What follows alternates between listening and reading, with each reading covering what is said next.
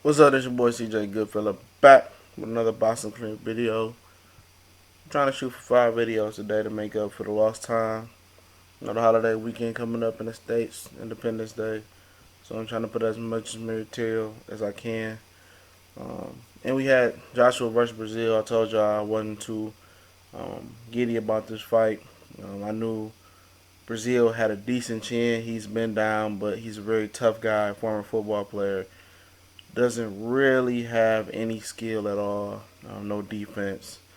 Just a big 6'9" guy that played football. Joshua proved that he didn't belong in the same league as him. He took a lot of punishment. Proved more durable and tougher than Charles Martin. Had more heart than Charles Martin. More of a warrior. Both of those guys got a late start. But he proved that he had the heart of a boxer, just didn't have the skills. Another football player, Seth Mitchell, who was forced to retire after Chris Eubank knocked him down like a baby back bitch. Proved to have skills in boxing. Had a very good trainer, really to bring him up to speed to be a good boxer, but didn't have a chin. But if you mix him and Breazeale together, you'd have a wonderful boxer. But in that case, football players just proved not, with the late start, proved not to be worthy. And Joshua is a major star in my opinion. Even though he's still not proven, I think his best win was versus Dylan White, but he's just still not proven versus a good caliber fighter. And after the fight, actually Deontay Wilder called him out, told Eddie Hearns, let's make the fight. I doubt if they do, they're going to continue to protect Joshua, even though Joshua is a world title holder.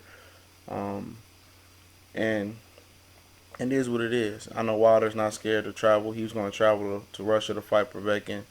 I don't think he had any problem with fighting Joshua, even though that fight will be bigger in the UK than it would be in the States. Joshua does need that U.S. Exposure. He did a little promo with The Rock and with Kevin Hart, so he is really blowing up. But that's a good fight. And then Chris Eubank Jr. beat Tom Doran as expected for the British Middleweight title. It is said that he passed up opportunity to fight Daniel Jacobs, which would have really strengthened his chances of getting the Gennady Golovkin fight.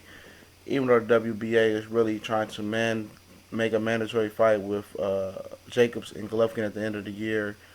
And Billy Joe Saunders and Chris Eubank Jr. is supposed to be his fall fight for Golovkin.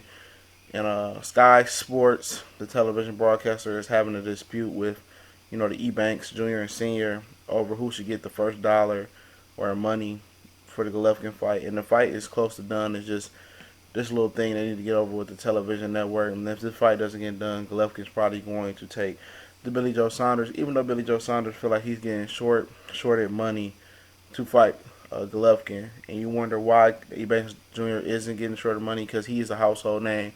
And he's probably going to bring in a lion's share of the profits versus Golovkin, even though he's the challenger, because he's going to drive in big pay-per-view numbers and get the bulk of those money. So the money is really not a problem, just between the network and not the Golovkin. But it's your boy CJ Goodfella. We gone.